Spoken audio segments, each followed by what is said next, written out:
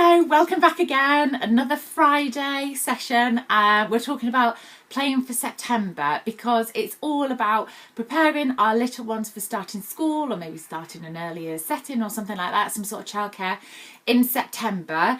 And we're on week 4 already, so it's just showing us just how quick the ball is starting to roll. You may have started to hear some correspondence from the school that your child's going to, unless you're going through the appeals process, but you may be starting to hear some bits and pieces from them, and maybe they're arranging some visits to a setting if your child's already in nursery or preschool, or they may be coming to see you, or they may invite your little one in for a story time or something like that, a little bit of a visit. So if you're getting those in, please do try your best to try and make them, because they do make a big difference. And if you can't, try and contact the school or whatever. Anyway, so it's week 4 already.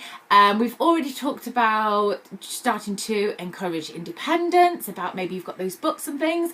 Did you manage to get a little book collection going? Maybe just 2 or 3 books about starting school. Like I said, you don't need to buy them. You might be able to borrow them from the library or from a children's setting, something like that. Children's, if your child's in a childcare.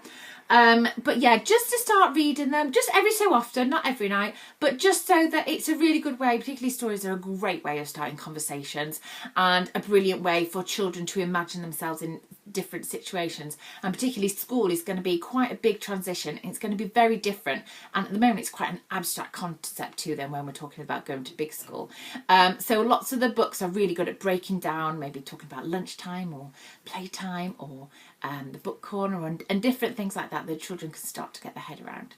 So moving on now, I'm going to start talking about something else that, just as with all these things, I'm not expecting you to master these skills in the next week before the next video. I'm just trying to plant a few seeds of things that you can just to keep in mind when you're playing at home with your child or wherever.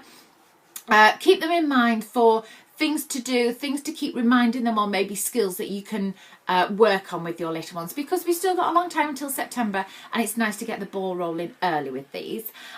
So this one is all about resources and toys and things that your little ones might play with, because at the moment they may at home or in a home situation, they may have their own toys, or if they are sharing with siblings, they don't often have to wait very long. They may go to a preschool or nursery and things where they also are beginning to learn to start talking about sharing and sharing toys and things, but it's still a really tricky concept. So it's just something that we're going to start thinking about. So like I said, this is over the course of the next few weeks. In fact, even once they start school in September, you'll still be practicing this. But it's just a good one to start doing at home as a family, and make everyone aware of it, and remind everyone to sort of be a part of this process.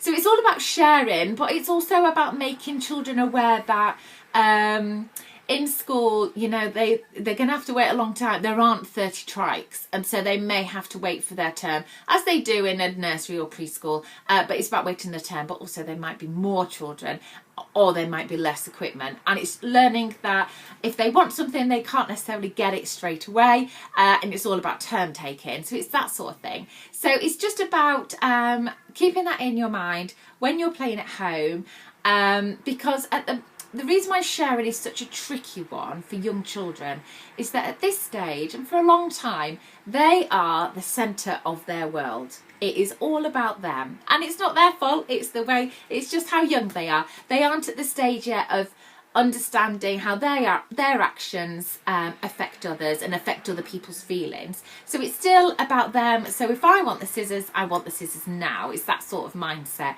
And so we're just going to help support them and prepare them that if they want the scissors, there might be a bit of a wait for the scissors. That's just sort of how it works in schools, and there aren't resources for every single child. So it's lots of taking it in turns, lots of sharing, and it might also be giving it up to someone, letting someone else have a go when it's the end of their turn. It's all that sort of stuff. So there are a couple of ways that you can start to practice this at home and support them with that. Now, one of them, I don't normally tell you, I try not to tell you to buy things, and don't feel like you have to. But you will find that lots of schools and lots of nurseries, preschools, things like that will often use a set of sand timers. This is just a cheap little set I got on Amazon, and it's lovely because it starts at 30 seconds 1 minute, 2 minutes, 3 minutes, 5 minutes and 10 minutes. Now 10 minutes is a long time for a young child to wait, but it's just about encouraging your little ones to wait for things, if particularly between siblings. And the reason why sound timers are great is because a lot of early years settings use them as well. So it's quite nice if you're using the same strategies that schools and things are using. So maybe if your little one is having to wait for their go for something, maybe use a sound timer. It's quite a visual way of saying, okay, you've got 1 minute, you know, your brother's going to use it for 1 minute and then it's your turn. And having a sound timer is a really visual way, and you'll quite often find that your child will sit and watch the sound go down the sound timer, and they'll even try and tap it to see if it makes it go quicker. But sound timers can be a really good one just to help children understand about waiting for their turn, that sort of thing. So sound timers is really handy, and it does eventually get to the point where it's like, I'll go get the sound timer because that means I'm going to let you know that it's my go next. So sound timers are a good one. You can also get the little kitchen, like an egg timer, those clickety ones. You can also get those for pretty cheap as well. Any of those would work, but I really like sound timers because they're so visual, and also that it's the same as what most schools use too. And then another thing to start doing, which is a really great way of supporting children practice, is, now it feels really mean, I must admit, you will find you do feel really mean doing it, but it does really help them. And it's that sort of thing, I don't know if you've ever noticed, when you're playing or you're trying to get your child, you're playing with your child, and as soon as you pick up a little figure, they want that one and they take it, and you pick up another one and I want that one, and they take these figures from you. Now when they're younger, that's fine, that's what they do, isn't it? But just try and start to just remind them that, oh, Mummy was just playing, I was just playing with that one, I really like that one, so I'm just going to play with it a little bit longer, and then you can have it when I've finished. So it's my turn, and then it's your turn, and you have to be really clear, be very, very clear with your language, but you sort of have to be a little bit stubborn and feel a little bit mean.